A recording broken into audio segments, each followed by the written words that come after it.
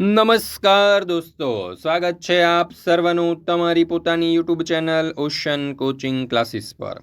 મિત્રો, આજે આપણે ધોરણ 6ની ગુજરાતી વિષયની સ્વઅધ્યયન પોથીનો જે ભાગ 4 છે તે ભાગ 4ની અંદર આપવામાં આવેલા ગુજરાતી વિષયના પાઠ નંબર 11 દૂર શું નજીક શું તેનું સંપૂર્ણ સોલ્યુશન આપણે આ વિડીયોની અંદર જોવાના છે। મિત્રો, આપણે આ ચેનલ ઉપર ધોરણ 6ની સ્વાધ્યાય પોથીના ભાગ 4ની અંદર આપવામાં આવેલા દરેક વિષયના અને દરેક પાઠના સોલ્યુશનના વિડીયો અને પીડીએફ મુકાઈ ચૂક્યા છે। તો જરૂરથી દરેક વાલીઓ, વિદ્યાર્થીઓ અને શિક્ષક મિત્રોએ આ સ્વાધ્યાય પોથીના સોલ્યુશનના વિડીયો મેળવી અને તેનો અભ્યાસ કરી લેવો। ચાલો દોસ્તો, તો શરૂ કરીએ ધોરણ 6 ધોરણ 6ની અંદર સ્વાધ્યાય પોથીના ભાગ 4ની અંદર આપવામાં આવેલો પાઠ નંબર 11 દૂર શું નજીક શું। એમાં પેલું, કાવ્યમાંથી પ્રાસવાળા શબ્દ શોધી લખો અને વધુ એક શબ્દ તમે ઉમેરો। તો જો, ફૂલ્યા, ખુલ્યા, ઝૂલ્યા, પછી છે ખુલે, ઝૂલે, ચૂલે, ફરકે, મરકે, સરકે, તાલી, મતવાલી, કવાલી અને રમંતી, ભમંતી અને કરંતી। ત્યાર પછી પ્રશ્ન નંબર 2, તમે ઉમેરેલા શબ્દોનો અર્થ જાણો અને લખો। તો ઉદાહરણ તરીકે શિકારા, તો નદી કે સરોવરમાં ફરવા માટે વપરાતી એક પ્રકારની હોડી। ઝૂલ્યા એટલે હિંચકા ઉપર ઝૂલવાની પ્રક્રિયા। સરકે એટલે કે સરકી જવું। ચૂલે, જે માટી અને પથ્થરનો ઉપયોગ કરી રસોઈ માટે વપરાય તે। કવાલી એટલે તે સૂફી સંતો દ્વારા દરગાહોમાં અથવા તો ધાર્મિક પ્રસંગમાં ગવાય છે। કરંતી એટલે કે ગમે તે ક્રિયા કરવી તે। ત્યાર પછી છે પ્રશ્ન નંબર 3, રેખાંકિત શબ્દોના અર્થ લખો।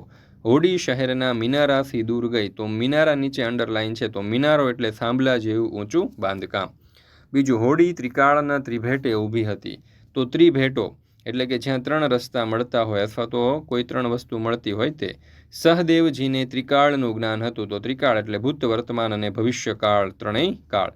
તોફાની પવનથી વહાણનું સઢ ફાટી ગયું। સઢ તો પવન ભરાઈને વહાણને ગતિ મળે તે માટે વહાણના થાંભલાને બાંધવામાં આવતું જાડું કાપડ। જહાલવાદી નેતા એટલે લાલ, બાલ અને પાલની ત્રિપુટી, તો ત્રિપુટી એટલે 3 વસ્તુ, વ્યક્તિ, વિચારો અથવા તો ઘટકોનો સમૂહ। હોડી તો ઝંઝાના વીંઝણે રમતી હતી, તો ઝંઝા એટલે કે પવનોનો કે પવન સાથે પડતા વરસાદનો સુસવાટ।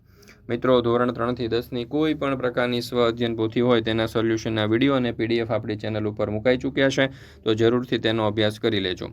ખાસ કરીને આજે ધોરણ 6ની સ્વાધ્યાય પોથીનો જે ભાગ 4 છે તેમાં આપવામાં આવેલા દરેક વિષયના દરેક પાઠના સોલ્યુશનના વિડીયો અને પીડીએફ મુકાઈ ચૂક્યા છે। આપણે એપ્લિકેશન ઉપર પણ મુકાઈ ચૂક્યા છે। એપ્લિકેશનનું નામ છે ઓશન કોચિંગ ક્લાસીસ। લિંક તમને નીચે ડિસ્ક્રિપ્શન બોક્સમાં મળી જશે અને અહીંયા વોટ્સઅપ પર જો તમારે પીડીએફ જોઈએ તો મોબાઈલ નંબર આપેલો છે, બરાબર। ત્યાર પછી છે પ્રશ્ન નંબર 4, કાઉન્સમાં આપેલા શબ્દનો ઉપયોગ કરી અર્થપૂર્ણ વાક્ય બનાવો। વાક્ય રચના માટે એક કરતાં વધુ શબ્દનો ઉપયોગ કરી શકશો। ચાલો, તો પહેલું, આભના પાલવમાં તારલાઓ ઝગમગે છે। બીજું વાક્ય, નદીની રેતમાંથી અમે શંખ અને છીપલા વીણ્યા। ત્રીજું, ખૂબ વાતા વાયરામાં વહાણનું સઢ લહેરાય છે। ચોથું, બીજનો ચંદ્ર થોડો જ્યારે પૂનમનો ચંદ્ર આખો દેખાય છે। અને પાંચમું, હોડી ઝંઝારૂપી વીંઝણા દ્વારા રમે છે। ત્યાર પછી છે પ્રશ્ન નંબર 5, આપેલા વાક્યોને કાવ્યના ક્રમમાં ગોઠવો, એટલે કે ઘટના ક્રમ મુજબ ગોઠવાના છે। તો પહેલું વાક્ય આવશે કે હોડી દરિયા કિનારાને છોડીને દૂર જાય છે। બીજું વાક્ય આવશે, હોડી નવા પંથ પર ઝૂલી રહી છે। ત્રીજું વાક્ય આવશે, હોડી કૂદીને તારલાને તાલી આપે છે। ચોથું, હોડી ઝંઝારૂપી વીંઝણા દ્વારા રમે છે। અને પાંચમું, હોડીએ ધ્રુવના તારાનું નિશાન તાક્યું છે।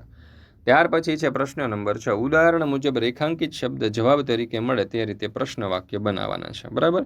તો અહીંયા ઉદાહરણ આપણને આપેલું છે એ રીતે પ્રશ્ન વાક્ય જો આ રીતે બનશે, પલકને ગુલાબી રંગની પેન કોણે આપી? આ ઉદાહરણ પ્રમાણે 5 વાક્ય બનાવ્યા છે।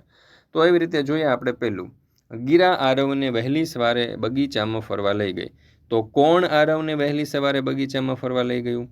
બીજું, ગીરા કોને વહેલી સવારે બગીચામાં ફરવા લઈ ગઈ? ત્રીજું, ગીરા આરવને ક્યારે બગીચામાં ફરવા લઈ ગઈ? અને ચોથું કે ગીરા આરવને વહેલી સવારે ક્યાં ફરવા લઈ ગઈ અથવા તો ક્યાં લઈ ગઈ? બીજું, કવિતાએ સવિતાને કલાપીની કવિતા સંભળાવી, તો કોણે સવિતાને કલાપીની કવિતા સંભળાવી? બીજું, કવિતાએ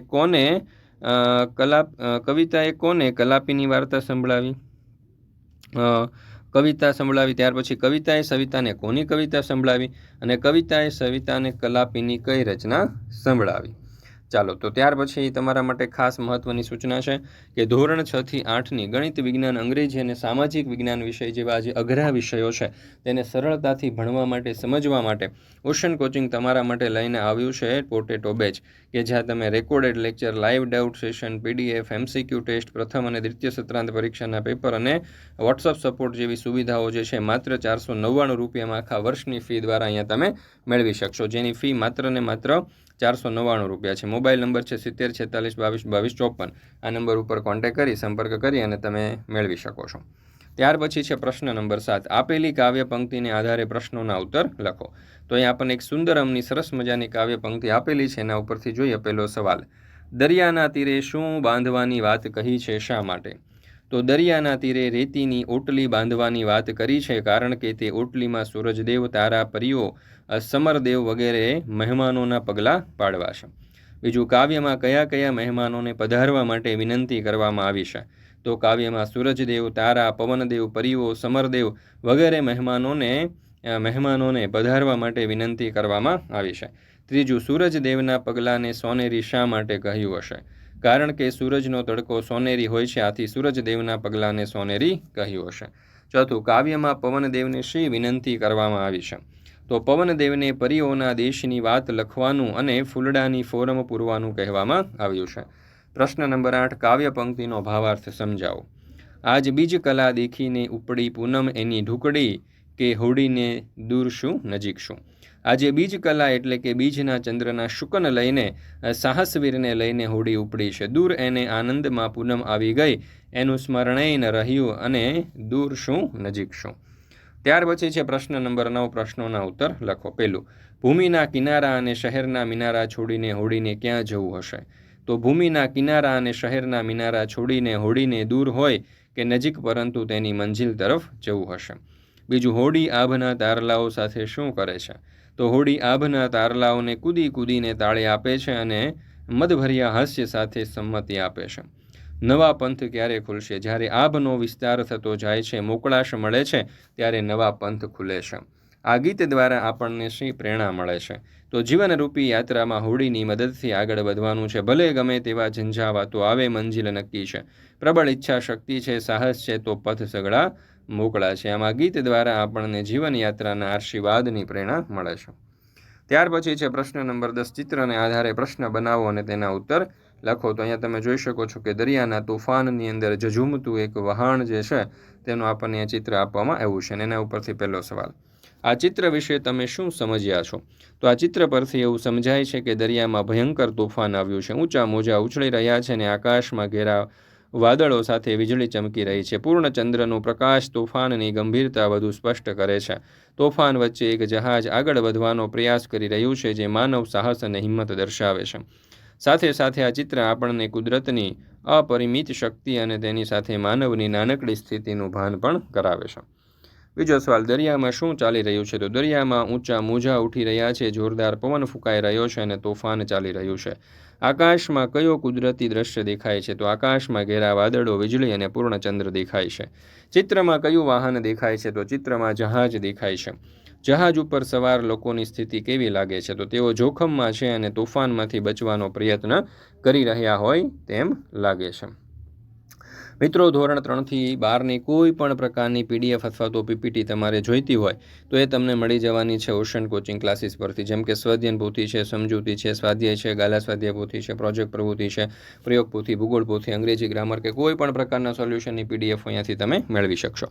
વોટ્સઅપ પર પણ PDF અથવા તો PPT મેળવવા માટેનો નંબર છે 70 46 22 22 54, અથવા તો આપણી એપ્લિકેશનનું નામ છે ઓશન કોચિંગ ક્લાસીસ. આ એપ્લિકેશન ડાઉનલોડ કરી અહીંયાથી પણ તમે આ સોલ્યુશનની PDF મેળવી શકો છો.